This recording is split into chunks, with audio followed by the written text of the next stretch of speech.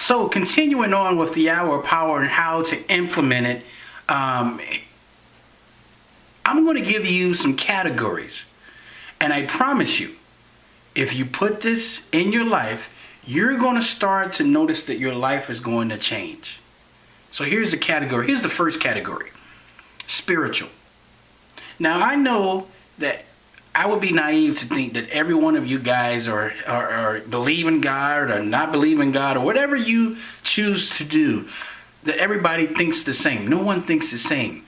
But one thing I can say for this, for those who choose not to believe in God, we can't deny that if one sits in a still place and lets the mind just kind of deprogram itself and just get away from the day-to-day, that they will start to feel a little bit better. Just to sit in silence and go inside yourself for 30 minutes a day, or what I like to say, at least an hour a day. You know, there's nothing wrong with that. To just kind of, because we can so-called get so busy sometimes with our day-to-day that we don't take the time to see how we're doing inside. You know? So spirituality to me comes first. I start my day with spirituality before I walk up the house and meet or greet anyone. I want to make sure that I fine-tune my instrument, meaning I want to make sure that I'm okay inside first before I get out there in the world and talk to people. You know, this is how you have those so-called grumpy people. You see, you can look at a person and look at their face and see it glows and things like that, right? You can see that person a mile away. But that person is grumpy. They wear it on their face. You don't want to approach that person whatsoever, right? That person is intimidating. You don't want to ask that person a question. You don't want to ask them for directions because they didn't fine-tune their instrument.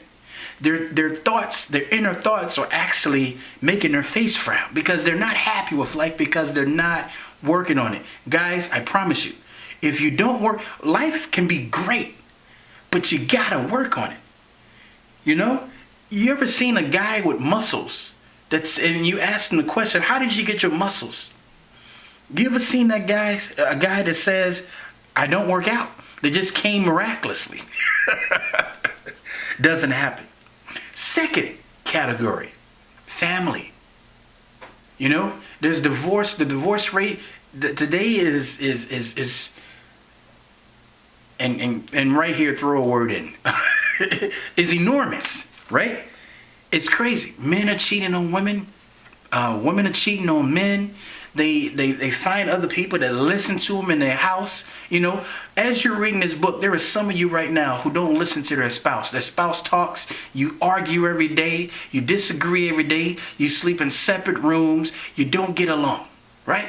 It's just your marriage and your family just sucks. You argue with your kids. Your kids don't have a relationship with you. Everyone comes home, shuts their doors, and stays away from each other. Everyone's kind of doing their own thing. You want me to tell you how to solve that? You got to do a little bit every day in order to make sure that your family dynamic is strong. What does that look like?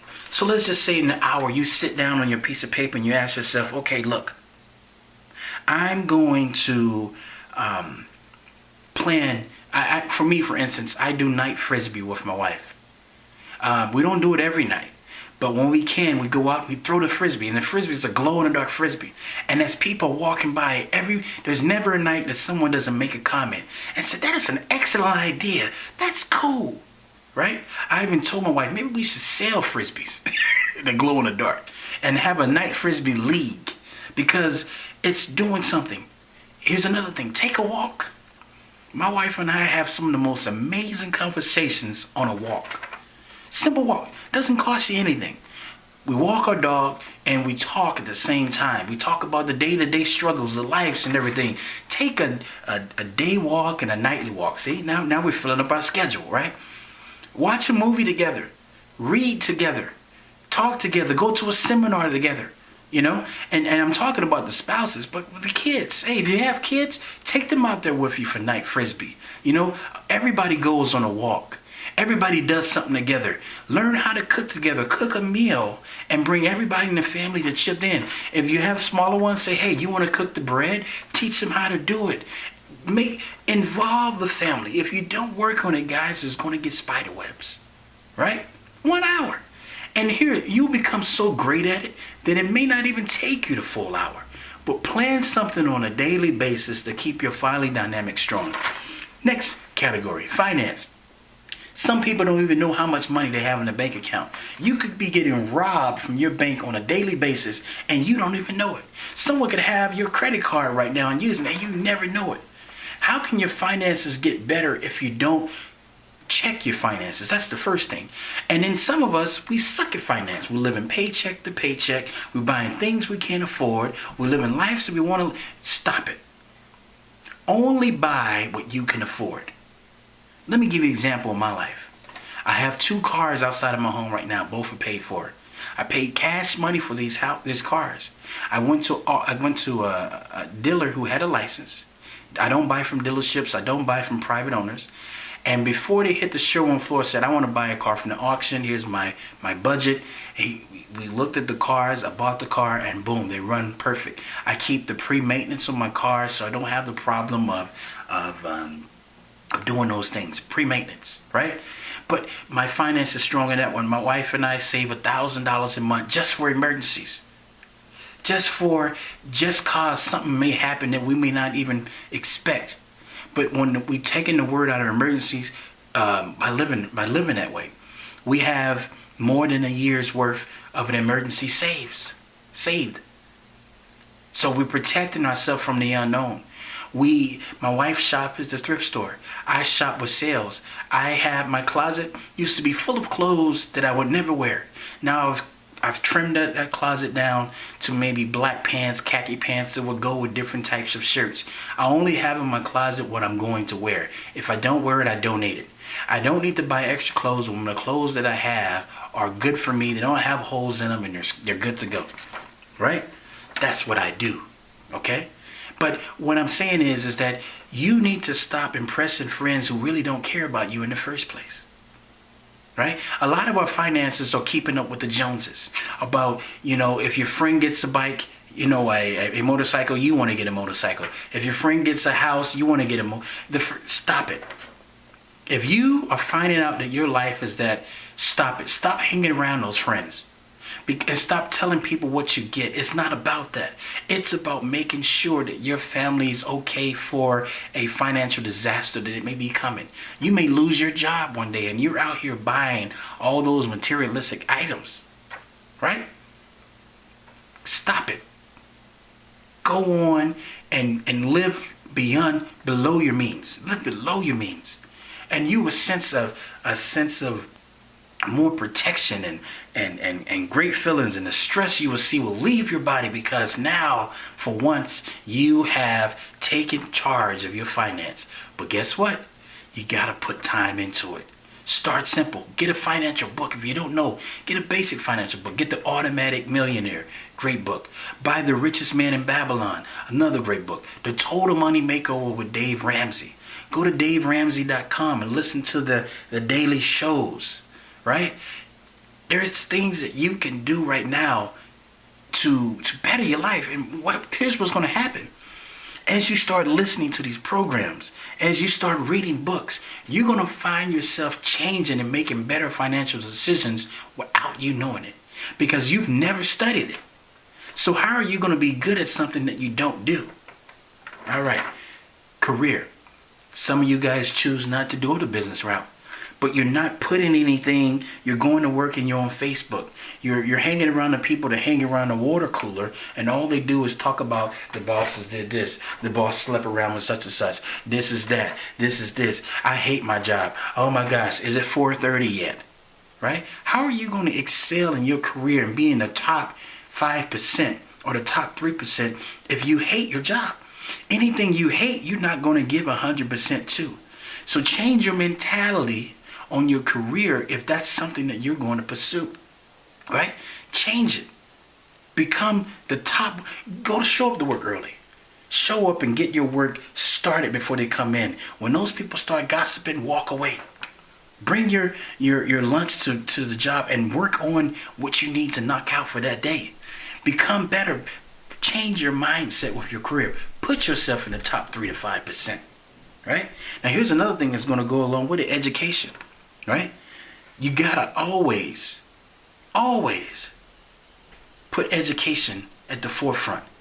If that's in the form of reading a book, is that in the form of getting a better education, getting your master's to earn 10, 20 more thousand? Now keep in mind, I'm not a corporate America fan. I've made my money from entrepreneurship, and I've done that for the past 12 years, and I've been great at that. Haven't always been great, but I'm great now, and I make in the six figures.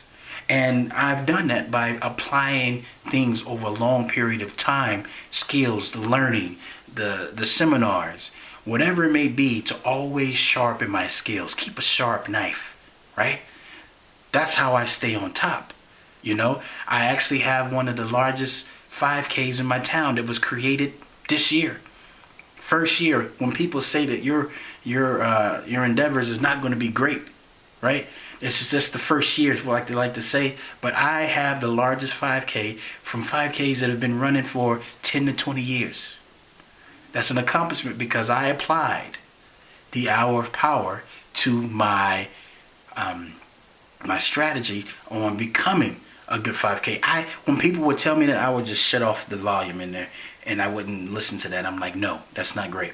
I'm not going to listen to that. I'm not going to follow your philosophy. I'm going to do what I want to do. I'm going to make it, and look what happened. Okay? So education, guys. Here's I'm not going to say a quote right now because I think that quote, I don't know the actual guy that made it. But one should learn from the cradle to the grave, right? You should learn from the cradle to the grave. Education should be a part of your life every day. Think about it. What did you learn yesterday? Can you remember what you learned yesterday? Better yet, what did you learn the day before yesterday? You see, even if you learn one thing, the definition of a word, a key concept in a book, listen to a motivational speaker on YouTube and gather some information that can change your life. If you practice that one day, every day, to learn something different, you'll be in the top 3% of the world. And if you applied it. And last but not least, health. You got to put some time in that, because here's the thing. How are you going to be successful if your health isn't great? Now, don't get me wrong. I know a guy who's a millionaire who has no arms and no legs, right? And he's a motivational speaker. And you may have heard of this gentleman. But the things I'm trying to say is that you got to go in that gym 1 hour. If you say you don't have time, get up in the morning. Get up at 4:30, 5:30, whatever time you have to get up, and give yourself 1 hour of a workout. Follow a plan. Go to bodybuilding.com. That's where I go. They have many plans there. They give you supplements and things that you need to transform your life. And don't give up. Don't become that New Year's resolution person that they say the average New Year's resolution lasts 16 days. Don't become that person. Don't become the microwave society of you want everything fast. Learn that this is, I want you to follow and I want you to put in your mind. Everything that I do on a daily basis, day after day after day, will turn into success. You can't give up. Once you start it, don't give up. I talked to a guy in the gym the other day, and I said, man, I haven't seen you in a while.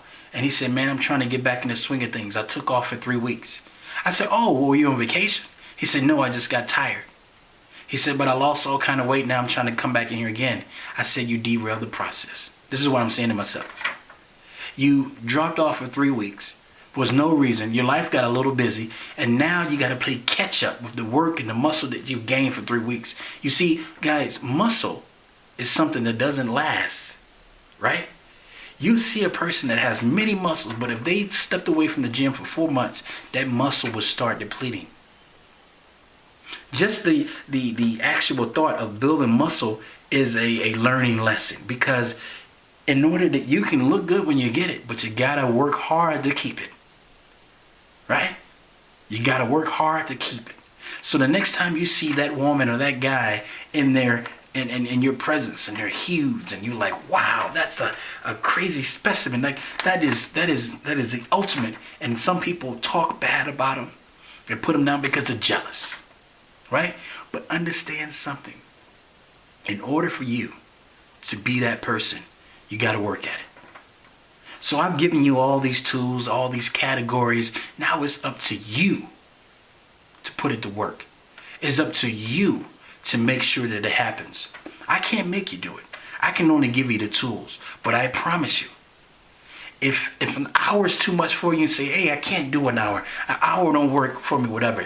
It's just something that's not in my spirit, whatever. Start with 10 minutes.